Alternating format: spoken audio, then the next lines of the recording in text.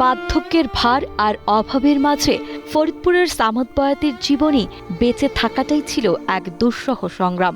একসময়ের কর্মচঞ্চল যে মানুষটি ছিল পরিবারের ভরসা, আজ বয়সের ভারে আর অসুস্থতা তাকে করেছে নিথর ও কর্মহীন। কষ্ট হয়, কষ্ট হলে ফেটে বাদ না বলো, তো সেটা দিতে হবো, নাইলে দেবো কেটে আমার তো আয় নাই, খাড়ের লোক নাই। আমার সংসারে আমার এক স্ত্রী আর এক ছেলে, আমারই দিতে হয়।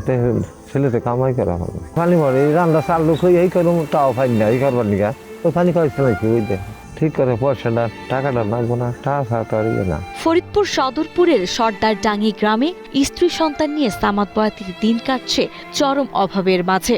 সামান্য শাকসবজি চাষ আর প্রতিবেশীদের যৎসামান্য সাহায্যই বেঁচে থাকার একমাত্র অবলম্বন। নুন আনতে পান্তা ফুরানো সংসারে অসুস্থ শরীর নিয়ে পুষ্টিকর খাবার জোটানো তার কাছে এক প্রকার স্বপ্নের মতো।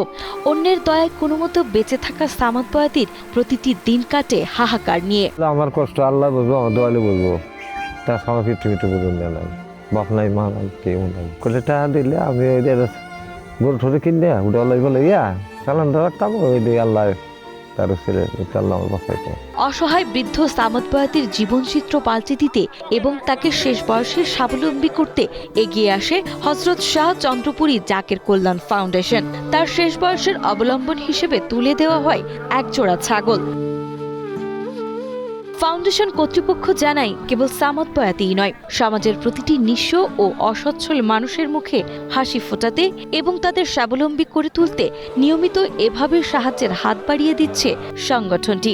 এই ফাউন্ডেশন থেকে খাজা নেসবতে অন্তর্ভুক্ত যারা আছে তারা যে কেউ আবেদন করলেই ফাউন্ডেশন থেকে অনুদান নিতে পারে।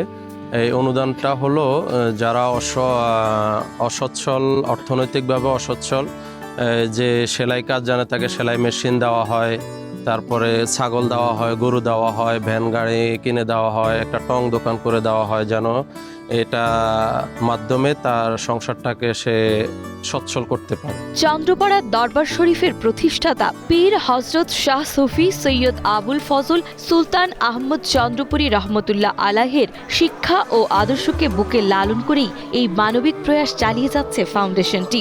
তার বেছালত দিবস উপলক্ষে প্রতি বছরের মতো এবারও অসংখ্য অসচ্ছল মানুষকে গরু, ছাগল ও বিভিন্ন উপকরণ দিয়ে স্বাবলম্বী করা হয়েছে।